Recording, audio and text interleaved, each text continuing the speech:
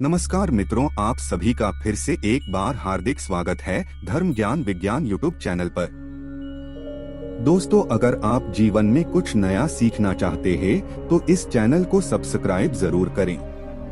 श्री शिवाय नमस्तुभ्यम। हर हर महादेव।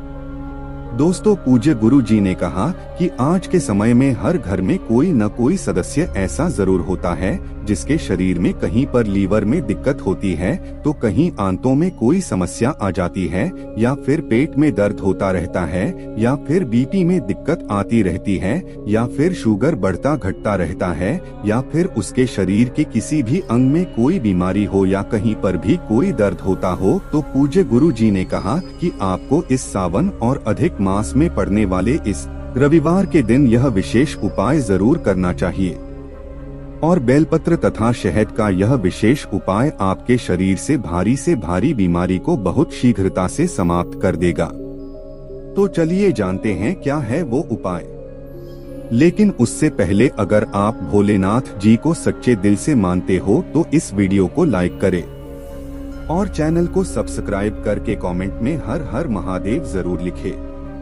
देखिए, इस उपाय के लिए पूज्य जी ने कहा कि सबसे पहले आपको एक बेल पत्र की जरूरत पड़ेगी, लेकिन बेलपत्र लेते समय आप ध्यान रखेंगे कि कहीं से भी कटी फटी नहीं होनी चाहिए, और बेलपत्र के डंडी के आखिर में जो दूत होता है यानी जो डंठल होती है वो भी आप तोड़कर अलग कर लेंगे।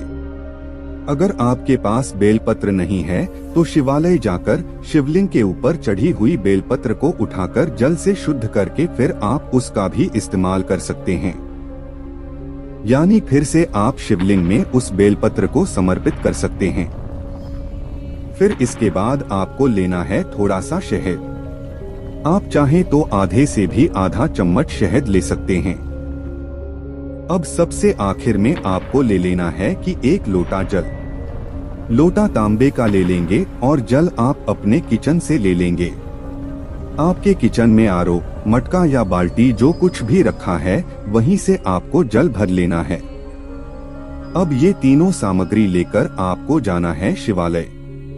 पूज्य जी ने कहा कि ये उपाय आप सुबह से लेकर शाम तक किसी भी समय कर सकते हैं। जब भी आपके पास टाइम तब आप शिवालय जाकर इस उपाय को कर सकते हैं। अब शिवालय पहुंचकर सबसे पहले आप जो एक बेल पत्र लेकर आए हैं उस बेलपत्र की आगे वाली पत्ती पर, यानी सबसे आगे वाली पत्ती जो होती है जिसे हम लोग सबसे बड़ी पत्ती कहते हैं, बेलपत्र की सबसे आगे वाली पत्ती में चिकनी साइड आपको शहद से 7 बिंदी रख देनी है। देखिए, आपको अपने दाहिने हाथ यानी राइट हैंड की अनामिका उंगली से बेलपत्र की सबसे आगे वाली पत्ती में चिकनी साइड 7 बिंदी रखनी है। एक बार इस पत्ती में अपनी अनामिका उंगली से बिंदी लगाइए और कुंडकेश्वर महादेव का नाम लीजिए। फिर दूसरी बार अनामिका उंगली से इस पत्ती पर बिंदी लगाइए और फिर से कुंडकेश्वर महादेव का नाम लीजिए।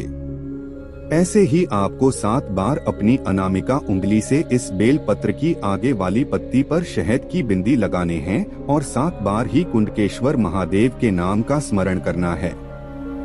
फिर उसके बाद यह बेल पत्र आपको अपनी हथेली में रखना है और शिवलिंग के ऊपर कुंडकेश्वर महादेव का नाम लेते हुए समर्पित कर देना है।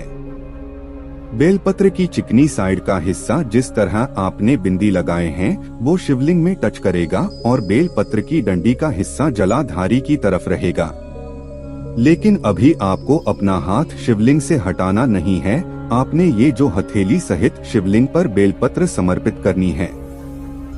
अभी आप अपनी हथेली को शिवलिंग के ऊपर रखे रहेंगे और आपके शरीर में या फिर आपके घर के सदस्य के शरीर में अगर कोई भारी रोग हो गया है, कोई भारी बीमारी हो गई है, तो उसको दूर करने के लिए आप कुंडकेश्वर महादेव से प्रार्थना कर लेंगे और फिर उसके बाद यह हथेली आप हटा लेंगे।